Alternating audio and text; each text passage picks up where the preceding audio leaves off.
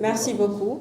Madame la représentante du ministère de la Promotion féminine de l'enfance et des personnes vulnérables, chers staff du plan international Guinée, chers acteurs de la presse, bonjour. Et c'est un honneur pour nous aujourd'hui d'être présents ici aujourd'hui pour vous présenter ou vous livrer en sommaire le rapport sur la situation des filles dans le monde. Et je ne saurais commencer sans pourtant vous remercier de votre présence ici, parce que cela témoigne également de votre engagement à promouvoir tout ce qui est en lien avec le leadership féminin en Guinée. Et sur ce, nous allons entamer cette première partie de la présentation du rapport sur la situation des filles dans le monde.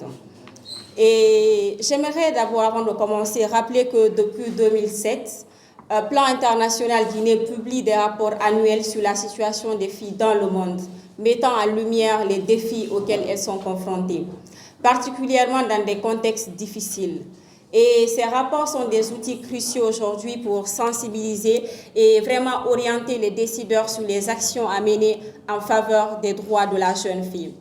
Mais aussi, depuis la première publication en 2007, ce rapport est aujourd'hui devenu une référence incontournable pour comprendre et analyser les obstacles spécifiques auxquels les filles font face. Et cette année, il se concentre particulièrement sur l'impact des conflits.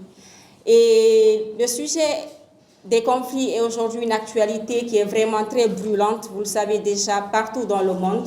Donc nous savons que ces conflits exacerbent les inégalités et que les filles en sont souvent les principales victimes. Elles ne passent pas face à ces fléaux qui sont en train aujourd'hui de prendre une mesure très grandissante dans le monde, je dirais. Et ce rapport donne la parole à ceux dont la vie a été bouleversée par la guerre. Il cherche à comprendre comment ces rapports influencent non seulement leur accès à l'éducation, leur sécurité, mais aussi leur avenir. Il soulève aussi une question très essentielle, à savoir comment aujourd'hui nous, gouvernements, parce que voilà, nous, institutions, et même chacun d'entre nous, de façon très générale, pouvons-nous mieux soutenir ces jeunes pour qu'ils puissent non seulement survivre, mais aussi construire un avenir digne de leurs rêves. De ce fait, le rapport se concentre sur les expériences de jeunes filles et garçons dans 10 pays affectés par des conflits, parce que souvent quand nous parlons de violences basées sur le genre, les gens ont tendance souvent qu'à voir que la jeune fille. Et quand on parle de genre, il n'y a pas que la jeune fille qui est concernée. Le jeune garçon, il est également concerné. Donc, les pays qui ont vraiment contribué à l'édiction de ce rapport, nous avons l'Éthiopie, le Cameroun, la Colombie et les Philippines. Et en termes de statistiques, nous avons plus de 10 000 personnes qui ont participé à cette recherche et avec une enquête à grande échelle qui a recueilli les réponses de près de 10 000 participants, ainsi que des entretiens approfondis avec plus de 100 autres personnes, c'est-à-dire des experts, nous, les activistes de la société civile, de partout. Et ces chiffres nous montrent aujourd'hui l'ampleur et l'importance de cette étude. Ce rapport ne se limite pas qu'à des statistiques, mais il reflète aussi des vies, des espoirs et des luttes. Il permet de mieux comprendre les réalités quotidiennes des jeunes dont l'avenir est incertain aujourd'hui à cause de ces conflits-là. Et les filles en particulier sont souvent les plus vulnérables dans ces situations. Il est donc essentiel de donner écho à leur voix pour envisager des solutions vraiment très adaptées.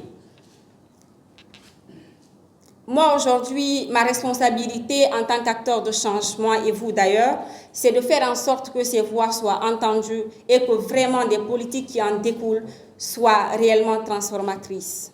Là, je crois qu'on va un peu se tourner vers le ministère de la Promotion féminine qui devra vraiment nous appuyer sur ce côté-là pour qu'en tant que jeune fille aujourd'hui, que ce que nous faisons ne soit pas que seulement ce que nous faisons, mais il faudrait qu'on puisse avoir des résultats concrets dedans. Et voilà, en termes de présentation concernant le rapport, nous allons nous articuler sur 4 parties et on aura l'impact des conflits sur les filles et les jeunes. Le rapport aussi nous explore comment la violence, l'insécurité alimentaire, la privation d'éducation et le traumatisme affectent aujourd'hui la vie des filles, mais aussi des garçons. Par exemple, les filles sont souvent exposées à des violences spécifiques, comme le mariage forcé, Parce qu'aujourd'hui, quand il y a conflit, les familles essayent vraiment de voir comment faire fuir les filles. Et faire fuir ces filles-là, c'est de les envoyer dans des zones où il n'y a vraiment pas de guerre. Et souvent, c'est dû à on leur donne un mariage pour dire qu'il faut vraiment partir de ce côté-là. Tu pourras trouver ta vie là-bas, tu pourras avoir quelque chose. Alors que forcément, ce n'est pas une solution adaptée. Donc, il y a également les agressions sexuelles. Au cours de cette étude, l'une des jeunes interrogées, une jeune fille éthiopienne de 13 ans, a témoigné de l'ampleur des violences sexuelles que subissent les femmes en période de guerre, avec des conséquences qui sont souvent invisibles pour l'extérieur. Et concernant la différence de genre dans les expériences, c'est vrai que je le rappelais tout à l'heure là, qu'il y a vraiment des filles et des femmes qui sont touchées, mais on sait que quand il y a ces problèmes de conflit là, c'est souvent les filles, elles sont touchées 2 fois. Il y a le traumatisme, mais après il y a leur corps. Il y a des trucs d'agression sexuelle qui se passent, elles sont violées et tout. Donc elles font face à des défis qui sont vraiment très uniques à elles. Et le rapport met en avant des exemples où les garçons sont également affectés par la guerre, notamment en étant enrôlés par des forces dans les conflits armés et en devenant des cibles de violence extrême. Cependant, il souligne que les femmes en particulier font face à des défis uniques, notamment le risque accru de violence sexuelle. Adoda, également la jeune éthiopienne de 13 ans, nous a confirmé que les garçons sont affectés par la guerre, mais pour les femmes, c'est encore plus grave car elles ont été violées. En termes de chiffres et de portée d'études, le rapport s'appuie sur des données qui sont vraiment très solides. Une enquête à grande échelle auprès de 9 995 personnes dans 10 pays, à savoir le Cameroun, la Colombie, l'Éthiopie, le Liban et la Mozambique, avec des entretiens en profondeur menés auprès de 104 participants. Ce chiffre impressionnant montre que cette étude ne se limite pas à quelques écrits, mais qu'elle est représentative de nombreuses réalités vécues par des jeunes dans des contextes qui sont vraiment variés de conflits. Et en termes d'implication des décideurs, le rapport interpelle le gouvernement, les acteurs humanitaires, nous, les communautés locales, vous, et pour qu'ils puissent reconnaître ces expériences spécifiques-là et les traduire en actions concrètes. Par exemple, dans les zones touchées par les conflits, les besoins éducatifs des filles doivent être une priorité, car l'interruption des études peut avoir des conséquences à long terme, notamment en termes de pauvreté et de dépendance. Et je voudrais souligner avant de conclure que ce rapport n'est pas simplement qu'un document de recherche, mais c'est un véritable appel à l'action.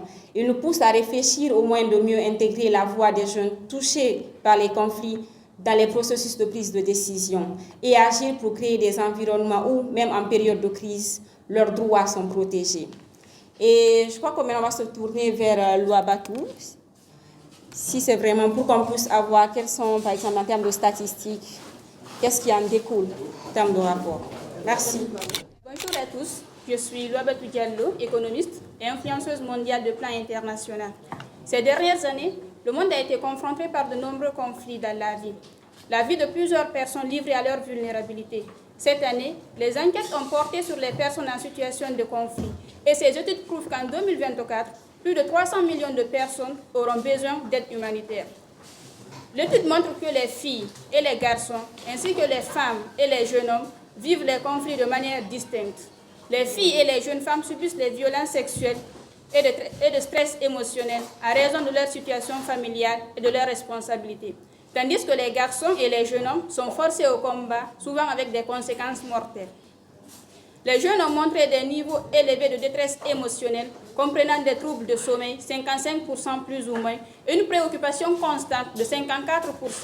Les filles et les jeunes femmes ont déclaré des niveaux significativement plus élevés de ces indicateurs de stress émotionnel que les garçons et les jeunes hommes. 27% des filles et des jeunes femmes de l'étude ont rapporté des violences sexuelles ou basées sur les genres comme un constant du quotidien, comme l'ont fait les filles et les jeunes femmes dans les entretiens. Les personnes interrogées en Éthiopie en particulier ont vécu ou assisté à des violences sexuelles extrêmes et à l'encontre des filles et des jeunes femmes et ont insisté sur le besoin urgent de sécurité et d'assistance, notamment sur le besoin des services relatifs à la santé mentale. Les filles et les jeunes femmes sont tombées enceintes suite à un viol, ont déclaré être stigmatisées une fois de retour chez elles. 38% des personnes interrogées ont déclaré ne pas se sentir en sécurité ou très peu en sécurité. Les filles et les jeunes femmes, 39%, se sentent très peu en sécurité par rapport aux garçons et aux jeunes hommes, 36%. Plus de la moitié des participants à l'enquête n'ont pas pu suivre d'études à cause du conflit. Les garçons et les jeunes hommes, légèrement plus que les filles et les jeunes femmes, 53% comparé à 52%. Les garçons et les jeunes hommes faisaient la cible d'un recrutement par les groupes armés en plus grand nombre que les filles et les jeunes femmes, 22% comparé à 14%. On a demandé à environ 17% des participants à l'enquête âgés de 17 ans ou moins de rejoindre ou de soutenir un groupe armé. Plus de 45% des participants à l'enquête ont indiqué avoir réduit leur consommation alimentaire. 47% des filles et des jeunes femmes, comparé à 44% des garçons et des jeunes hommes. Les jeunes filles et les jeunes femmes ont également indiqué avoir plus de mal à évaluer l'aide alimentaire. 59% des participants à l'enquête ont indiqué avoir un accès limité à l'eau ou aucun accès. Et 41% des personnes participant à l'enquête ont indiqué avoir un accès limité à l'eau ou aucun accès. Les moyens de subsistance de 63% des participants à l'enquête, peu importe leur identité de genre, ont été affectés d'une certaine manière par le conflit dans leur pays. L'assistance et l'aide financière qui aident à reconstruire les économies se sont imposées comme une priorité principale à travers toute l'étude. 65% des jeunes veulent des pourparlers de paix et ils souhaitent également y être impliqués. Les filles étaient plus favorables à l'implication des jeunes que les garçons, puisque 45% des jeunes femmes souhaitaient l'implication des jeunes et 39% proposaient tout particulièrement l'implication des filles et des jeunes femmes dans les pourparlers de paix. Les pourcentages cités si haut ont été revus à la hausse ou à la baisse pour arriver à un nombre entier. Les demi-points ont été néanmoins conservés. Dans tout le rapport, le mot significatif est utilisé au sens statistique du terme, un résultat qu'on ne doit pas attribuer au hasard. Comme l'a indiqué ma consoeur, ce rapport n'est pas seulement un document, c'est également un appel à l'action.